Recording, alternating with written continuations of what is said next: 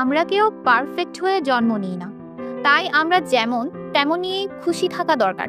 এতে দিন শেষে বেশি সুখী না হলেও দুঃখী হব না।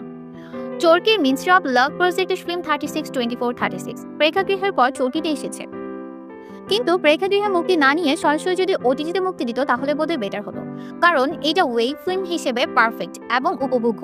মিনিস্ট্রি অফ লাভ প্রজেক্টের অন্যান্য গল্পগুলোতে রোমান্টিক বিষয় প্রাধান্য পেল, এই গল্পে ছিল ভিন্ন কিছু। হ্যাঁ, এইটাতেও রোমান্টিকতা ছিল, কিন্তু এর বাহিরে যেয়ে ভিন্ন কিছু উপস্থাপন করা হয়েছে, যেখানে ছিল নিজেকে ভালোবাসার গল্প, নিজেকে ভালোবেসে সমাজে মাথা উঁচু করে বাঁচার গল্প। 36/24/36 এর গল্প এবং চিত্রনাট্যে ছিলেন কারিনা কাইসার, আর তিনি কিনা গল্পে নিজেকেই তুলে ধরেছেন। খুব সুন্দর চিত্রনাট্যের মাধ্যমে নিজেই নিজের চরিত্রটিকে পুরো ফিল্ম জুড়ে আকর্ষণীয় করে রেখেছিলেন, আর তা সুন্দরভাবে উপস্থাপন করেছেন রেজাউর রহমান। এই ওয়েব ফিল্মটি অতি অসাধারণ যে হয়েছে তা বলা যাবে না, কিন্তু উপভোগ্য যে এটা অবশ্যই বলতে হবে। যাদের বেশি ওজন তাদের যেন এই সমাজে জন্ম নেওয়াই পাপ, আর যদি ভালোবাসার কথা আসে তাহলে যেন মহাপাপ। অর্থাৎ ওজন যাদের বেশি, শুদ্ধ ভাষায় মোটা, তাদের জীবন যেন অভিশাপময়, আর এই অভিশাপময় জীবন সব ক্ষেত্রেই যেন কথা শোনার জন্য জন্মেছে, কিন্তু তারাও যে মানুষ, তাদেরও যে মন আছে তা আমরা ভুলেই যাই, আর যখন এই রিয়ালাইজ করি তখন বড্ড দেরি হয়ে যায়। এই গল্পে এই ব্যাপারটা বেশ সুন্দরভাবে উপস্থাপন করা হয়েছে।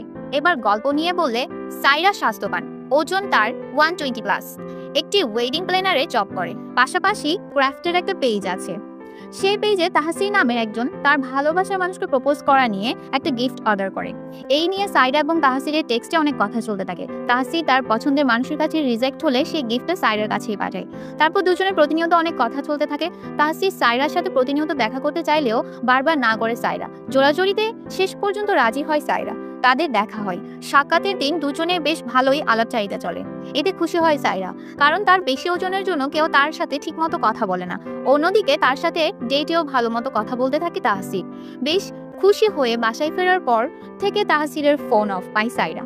তার ফেসবুক থেকেও ব্লক খায়। তাহসিনের বন্ধুর কাছে ফোন করে খোঁজ নিলে জানতে পারে তাহসিনের ক্যান্সার হয়েছে।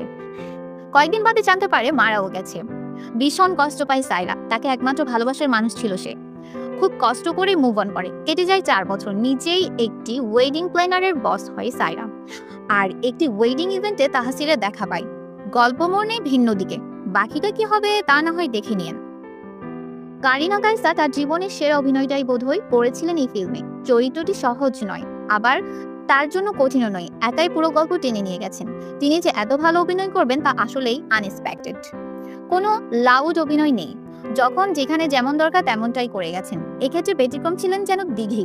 অভিনয়ের দিঘি নতুন নয়, তারপরেও যেন ভালো অভিনয়টা দেখাতে পারেননি। হ্যাঁ, তার চরিত্র একটু লাউড, অপরিপক্কই ছিল, কিন্তু সেইটাতেও ভালো করা যেত। শাওন তার চরিত্রে ভালোই ছিলেন। বন্ধুর চরিত্রে অ্যাজ ইউজুয়াল অভিনয়টা করে গেছেন আবু হুরাইরা তানভীর।